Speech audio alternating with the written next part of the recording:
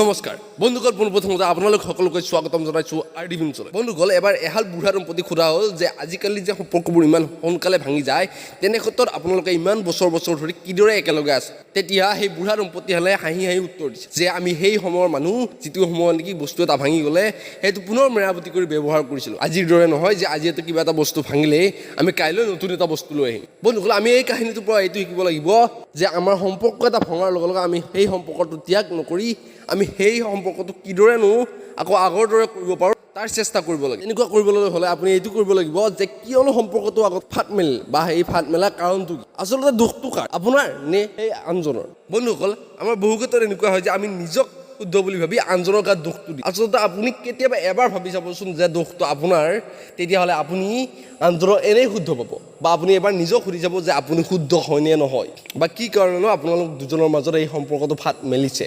তেতিয়াহ'লে নিশ্চয় আপোনালোকৰ মাজত আৰু দ্বিতীয় দিন ফাট নেমেলে সম্পৰ্কত।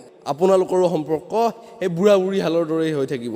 বন্ধুসকল, আজিৰ ভিডিঅ'টো মানে যদি আপোনালোকে ভিডিঅ'টো চাই ভাল পালে তেনেহ'লে লাইক, কমেণ্ট আৰু শ্বেয়াৰ কৰাৰ লগতে ছাবস্ক্ৰাইব কৰিবলৈ নাপাহৰিব। তো বন্ধুসকল, আজিলৈ লৈছোঁ বিদায়। ধন্যবাদ। জয় আই অসম।